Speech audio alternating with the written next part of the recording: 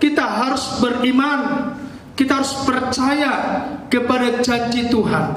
Kita harus beriman dan percaya terhadap kebenaran, sebab kebenaran itu adalah nyata dan kebenaran adalah mutlak, berwibawa dan berotoritas, dan di dalam kebenaran itu ada mukjizat.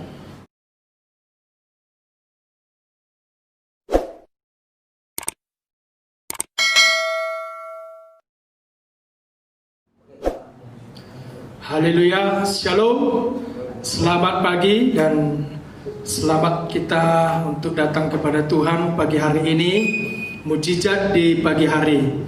Sebelum kita mendengarkan renungan firman Tuhan, kita mengangkat satu pujian untuk kemuliaan nama Tuhan. Haleluya, haleluya. Terima kasih Tuhan Yesus. Haleluya Bapa, haleluya Yesus.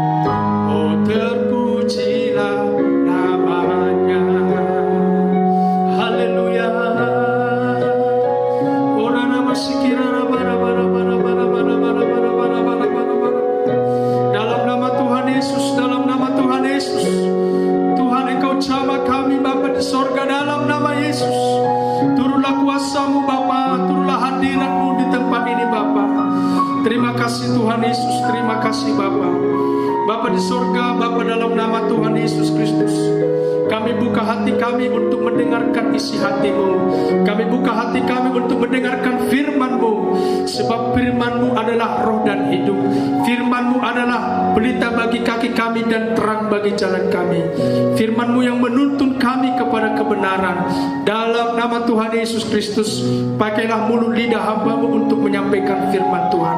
Tuhan, urapilah hamba-Mu dengan urapan yang baru. Berilah hamba-Mu hikmat. Biarlah Roh Kudus yang menuntun hamba-Mu, sehingga apa yang hamba-Mu sampaikan betul-betul menjadi rema bagi hidup kami. Terima kasih Bapa di surga. Di dalam nama Tuhan Yesus Kristus kami berdoa dan mengucap syukur. Haleluya, amin. Shalom, selamat pagi buat kita semuanya. Kiranya damai sejahtera Allah yang melampaui segala akal memelihara hati pikiran kita dalam Kristus Yesus. Pagi hari ini kita mendengarkan firman Tuhan, sebab firman Tuhan adalah yang menghidupkan. Haleluya. Kita buka Alkitab kita di dalam Ibrani 11 ayat yang pertama. Saya akan menyampaikan yaitu iman. Ayat pertama sampai ayat yang ketiga. Demikian firman Tuhan. Iman adalah dasar dari segala sesuatu yang kita harapkan dan bukti dari segala sesuatu yang tidak kita lihat. Sebab oleh imanlah telah diberikan kesaksian kepada nenek moyang kita. Karena iman kita mengerti bahwa alam semesta telah dijadikan oleh firman Allah, sehingga apa yang kita lihat telah terjadi dari apa yang tidak dapat kita lihat. Saudara-saudara yang saya kasih dalam nama Yesus Kristus, pagi hari ini saya akan berbicara mengenai iman. Ya. Apa itu iman, saudara-saudara?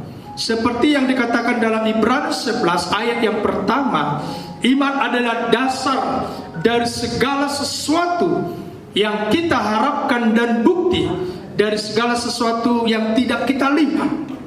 Yang menjadi pertanyaan bagi kita adalah, kepada siapakah kita beriman?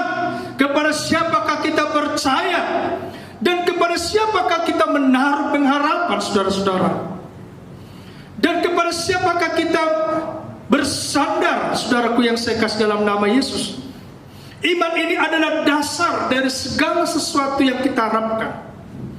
Tentu iman ini adalah menjadi modal kita untuk lebih mengenal kepada siapakah kita berbakti, kepada siapa kita beriman, kepada siapa kita percaya, dan kepada siapa kita menaruh pengharapan, saudaraku. Saudara yang saya kasih dalam nama Yesus Kristus, ketika Abraham dipanggil oleh Allah, saudara yang saya kasih dalam nama Yesus, bahwa Abraham itu adalah bapa segala orang percaya. Ketika Tuhan memanggil Abraham, Abraham, engkau harus mempersembahkan anakmu Ishak. Engkau harus mempersembahkan dia ke gunung. Tentu saudaraku yang saya kasih dalam nama Yesus, kalau Abraham tidak mengenal, tidak betul-betul mengenal siapa yang berbicara kepada dia, tentu dia akan menolak perkataan itu. Dia akan menolak apa yang Tuhan katakan. Tetapi karena Abraham tahu, karena Abraham mengerti, karena Abraham mengerti siapa yang berbicara kepadanya, tentu Allah Jehovah Jireh itulah yang berbicara kepada Abraham, sehingga Abraham tidak segan-segan untuk mempersembahkan anaknya sebagai korban sembelihan, saudaraku. Walaupun kadangkala secara dagingnya bersuara, tetapi dia tetap tunduk taat dan setia kepada suara itu, kepada firman Allah. Maka saudaraku yang saya kasih dalam nama Yesus, iman adalah dasar dari segala sesuatu yang kita harapkan dan bukti. Nah, yang pertama, kita harus beriman. Kita harus percaya kepada janji Tuhan. Kita harus beriman dan percaya terhadap kebenaran. Sebab kebenaran itu adalah nyata dan kebenaran itu adalah mutlak, berwibawa dan berotoritas. Dan di dalam kebenaran itu ada mukjizat.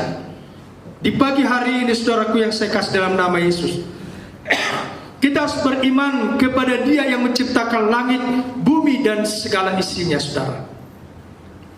Ketika Petrus mengenal Yesus adalah Mesias, Yesus bertanya kepada murid-muridnya, menurut orang siapakah anak manusia itu? Ada yang mengatakan salah seorang dari para nabi, ada yang mengatakan salah seorang dari pembaptis, bahkan berbagai macam pendapat. Tetapi Petrus betul-betul mengenal Dia, mengenal Yesus. Engkau adalah Mesias, anak Allah yang hidup. Itu adalah pengenalan Petrus terhadap Mesias, bahwa engkau adalah Mesias, adalah Kristus yang turun dari surga. Dia percaya bahwa yang datang itu adalah Yesus Kristus sebagai juru selamat. Saudaraku yang saya kasih dalam nama Yesus, maka di sini katakan iman ini adalah dasar-dasar kekristenan kita. Kepada siapa kita percaya? Tentu kepada Yesus Kristus sebagai Tuhan dan Juru Selamat kita. Dikatakan di dalam Roma 10 ayat yang ke-8-9, firman itu dekat kepadamu, yakni di dalam mulut dan di dalam hatimu. Jika kamu mengaku dengan mulutmu bahwa Yesus itu adalah Tuhan dan percaya dalam hatimu bahwa Allah telah membangkitkan Dia dari antara orang mati, maka kamu akan diselamatkan. Barang siapa berseru kepada nama Tuhan akan diselamatkan. Iman adalah dasar kita untuk percaya dan yakin tentang keselamatan. Kita hanya beriman kepada kebenaran karena kebenaran itu adalah mutlak. Karena kebenaran itu adalah absolut. Kebenaran itu adalah berwibawa. Kebenaran itu adalah berotoritas tinggi. Saudara-saudara yang saya kasih dalam nama Yesus, kita harus percaya yang radikal kepada kebenaran itu. Karena di atas kebenaran tidak ada lagi. Yohanes 17 ayat 17, kuduskanlah mereka dalam kebenaran, sebab firman-Mu itu adalah kebenaran. Tentu firman Tuhanlah yang menyucikan hati, pikiran dan tubuh kita. Yang pertama tadi adalah beriman hanya kepada Yesus Kristus, karena Dia adalah juru selamat kita. Yohanes 4 ayat 12 dikatakan di sana, dan keselamatan tidak ada di dalam siapapun juga selain di dalam Dia, sebab di bawah kolong langit tidak ada nama lain yang diberikan kepada manusia yang olehnya kita dapat diselamatkan.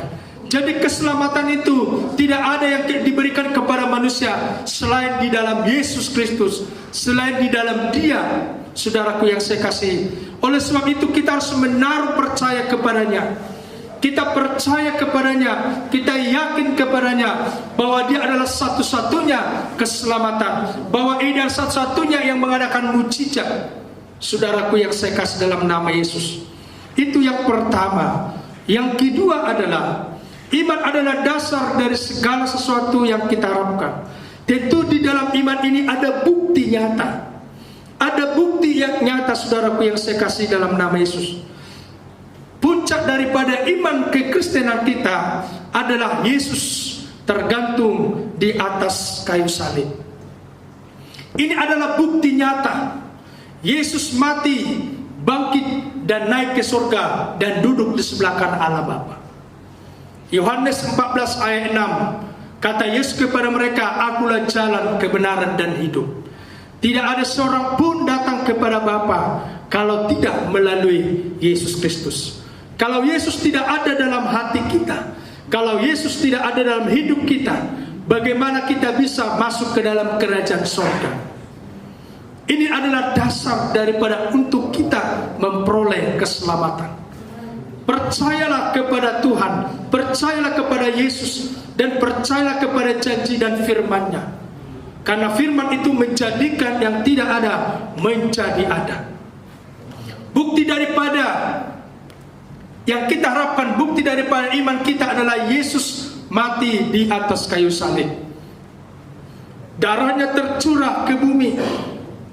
Dia mati di atas kayu salib hanya untuk kita yang berdosa, supaya kita memperoleh kasih karunia, supaya kita memperoleh damai sejahtera. Karena begitu besar kasih Allah akan dunia ini, sehingga Ia mengaruniakan anak yang tunggal, supaya setiap orang yang percaya kepadanya tidak binasa, melainkan beroleh hidup yang kekal. Ini adalah bukti nyata, ini adalah bukti karya Tuhan. Dia rela berikan anak yang tunggal hanya untuk supaya manusia ini dapat diselamatkan. Supaya manusia ini seharusnya masuk ke dalam neraka, diangkat supaya mereka menjadi memperoleh kasih karunia, memperoleh hidup yang kekal. Ini adalah bukti Yesus mati di atas kayu salib untuk menebus dosa kita. Sehingga saudaraku yang saya kasih dalam nama Tuhan Yesus Kristus, percayalah, yakinlah terhadap kebenaran firman Tuhan. Saudara harus yakin dan percaya terhadap kebenaran firman Tuhan. Karena Yesus sudah menebus kita, sudah mengampuni segala dosa kita, sudah mentahirkan kita dari segala yang najis, mentahirkan kita dari segala yang kotor, mentahirkan kita dari segala noda. Kita harusnya masuk neraka, tapi kita diangkat. Saudaraku yang saya kasih dalam nama Yesus Kristus, ini adalah bukti Yesus mati di atas kayu salib untuk mengampuni segala dosa-dosa kita. Dikatakan dalam Yohanes, katakan di sana, Ia adalah setia dan adil dan mengampuni segala dosa kita. Kalau kita mengaku kepada Yesus, kita mengakui segala kesalahan kita mengakui segala dosa kita datang kepada Tuhan dengan rendah hati, membuka hati, kita mengaku segala dosa kita yang kita lakukan, yang kita perbuat, kita berlutut di kaki Tuhan, kita minta ampun. apapun, saya percaya Dia akan mengampuni kita. Tidak ada dosa yang tidak diampuni, kecuali saudara menolak firman Tuhan, barulah saudara tidak ada pengampunan. Kalau engkau menolak firman Tuhan, sama dengan engkau menghujat Roh Kudus, sama dengan engkau menolak Roh Kudus. Engkau menolak firman Tuhan, sama dengan engkau masuk neraka, saudaraku yang saya kasih dalam nama Yesus. Sekeras apapun firman itu harus kita terima dan itu harus kita aminkan, karena firman itulah yang memberikan kita hidup. Firman Tuhan katakan di dalam Yohanes pasal yang pertama, pada mulanya adalah firman. Firman itu bersama-sama dengan Allah, dan firman itu adalah Allah. Theos dan logos. Biarlah firman itu menjadi logos dalam hidup kita. Segala sesuatu dijadikan oleh firman, dan tanpa firman tidak ada sesuatu pun yang telah jadi. Ini adalah bukti karya Allah sudah memberikan anak yang tunggal supaya kita dapat diselamatkan. Maka saudaraku yang saya kasih dalam nama Yesus, banyak orang menerima Yesus tapi menolak firman. Theos dan logos. Allah adalah firman. Firman itu adalah pribadinya sendiri. Ya, bukan hanya perkataan yang slogan, tapi pribadi, karakternya, hidupnya, itu harus kita terima. Banyak orang menerima Yesus tapi menolak firman. Jangan sampai saudara menolak firman supaya kita tidak tertolak. Dua hal tadi, milikilah iman kepada Yesus. Yang kedua, dia sudah melakukan bukti nyata bagi kita. Dia tergantung di kayu salib untuk menebus kita dari segala dosa kita. Amin. Buat renungan pada hari ini. Haleluya. Mari kita angkat pujian tadi. Haleluya.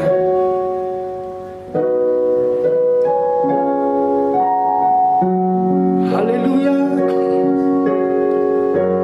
Allah yang benar, siapa lawan Dia?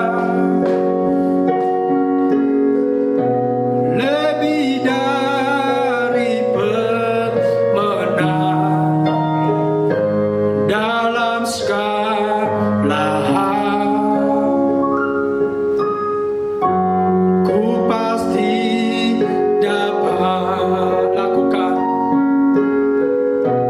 lakukan semua. Yesus yang beri kekuatan, oh terpujilah namanya. Mari kita berdoa. Terima kasih Bapa di sorga, terima kasih atas pemberitaan firman Tuhan di pagi hari ini. Kiranya berkatilah para pendengar setia. Dalam nama Tuhan Yesus Kristus, berilah mereka damai sejahtera, berilah mereka sukacita oleh Roh Kudus. Kerajaan Allah bukanlah soal makanan dan minuman, tetapi soal kebenaran. Kuduskanlah mereka dalam kebenaran firman-Mu, sebab firman-Mu adalah kebenaran. Segala sesuatu dijadikan oleh firman-Mu, dan tanpa firman-Mu tidak ada sesuatu pun yang telah jadi. Kiranya Engkau yang memberkati mereka. Dalam nama Tuhan Yesus Kristus, berilah mereka damai sejahtera, sukacita oleh Roh Kudus. Terpuji termulialah Engkau ya Bapa. Biarlah firman Allah termeterai dalam hati kami, sehingga menjadi bekal bagi hidup kami yang akan datang. Di dalam nama Tuhan Yesus Kristus kami berdoa dan mengucap syukur. Haleluya. Amin. Haleluya. Terima kasih.